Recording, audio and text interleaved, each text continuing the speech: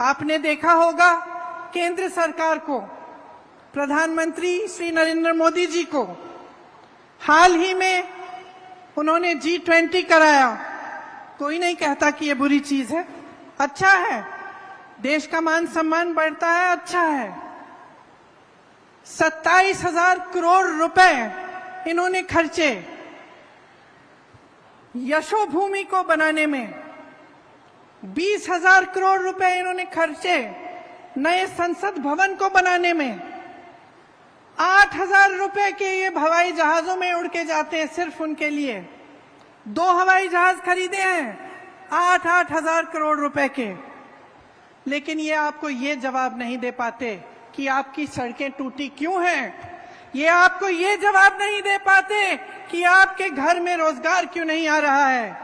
ये आपको ये जवाब नहीं दे पाते कि महंगाई इतनी क्यों बढ़ गई है कि आपकी कमर तोड़ी जा रही है, कि इस देश का किसान आज 27 रुपए प्रतिदिन कमा रहा है।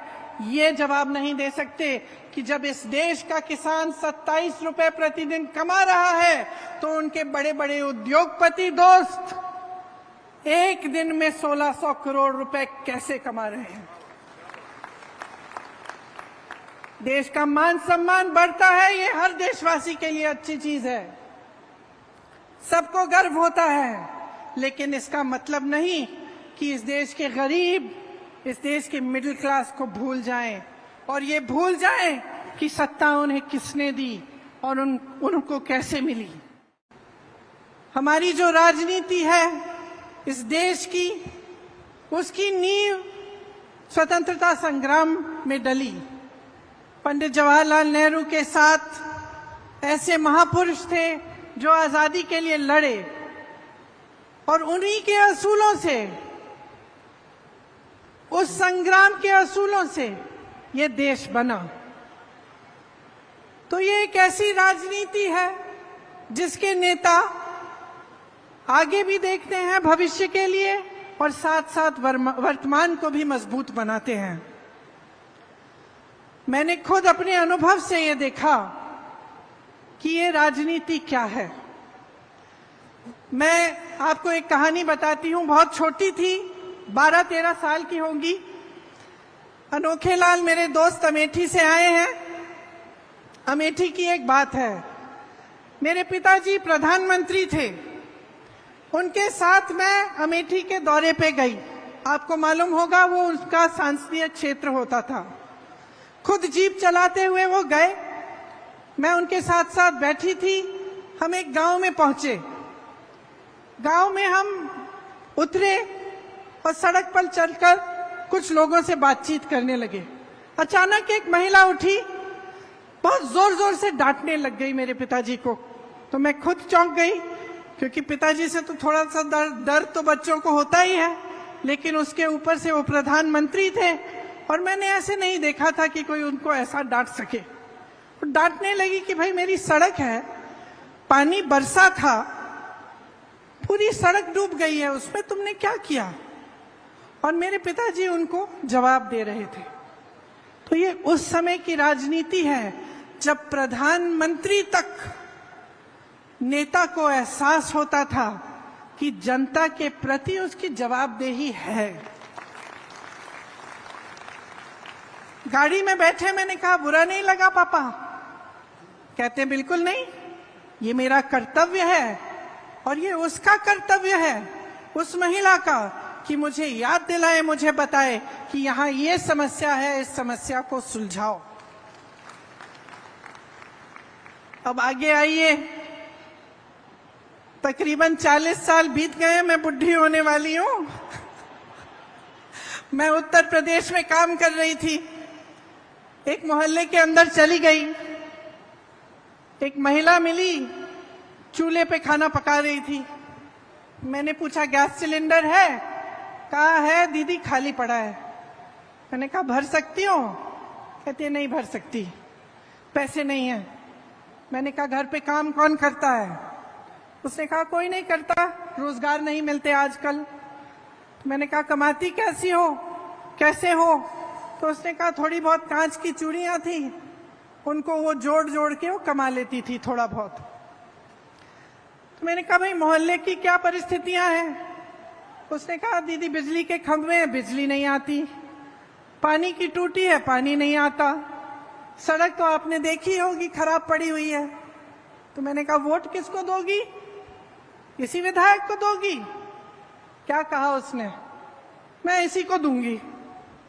मैंने कहा अरे वाह, अभी तो तुम कह रही थी कि पानी नहीं है, बिजली नहीं है, सड़क नहीं है, रोजगार नहीं है, कमा नहीं पा रही हो, तो इसको क्यों वोट दोगी?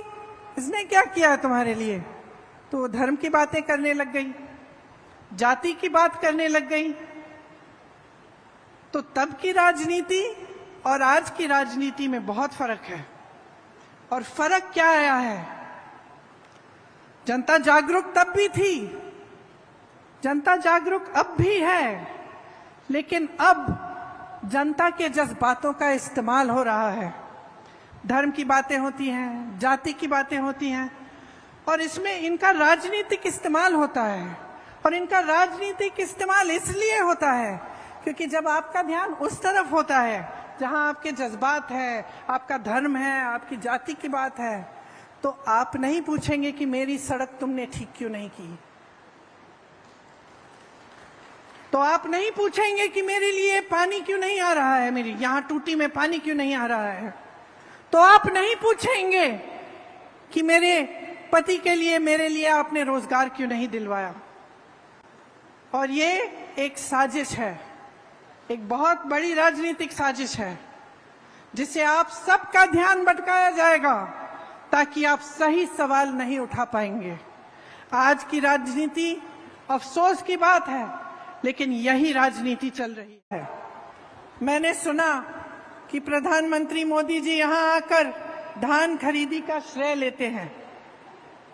मैं उत्तर प्रदेश से आती हूं, मैं पूछना चाहती हूं कि अगर मोदी जी की सरकार ही छत्तीसगढ़ का धान खरीद रही है, तो उत्तर प्रदेश के किसान अपना धान 1200 या 1400 रुपए में क्यों बेच रहे हैं? वहां तो इन्हीं की सरकार है।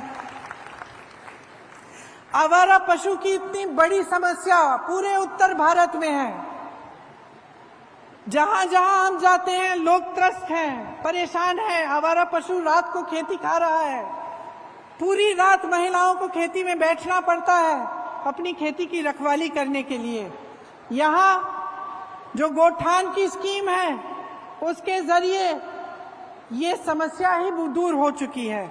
इसका मिसाल हर चुनाव में हम हर प्रदेश में देते हैं। उत्तर भारत में, उत्तर प्रदेश में मैंने गांव गांव में कहा कि छत्तीसगढ़ का मिसाल देखिए, ये समस्या हल हो सकती है, छत्तीसगढ़ में हल की गई है। सरकार बनने पर 24 घंटों के अंदर अंदर ही छत्तीसगढ़ के किसानों का कर्ज माफ होना शुरू हुआ। भूमिहीन कृषि मजदूरों को सालाना 7,000 रुपए की अधिक सहायता मिल रही है। 91 लाख एकड़ वन भूमि पर 5 लाख से अधिक पट्टे दिए गए हैं।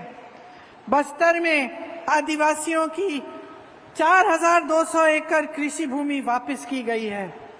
इसी तरह से लाखों बीपीएल परिवारों का 5 लाख तक निःशुल्क इलाज हुआ है।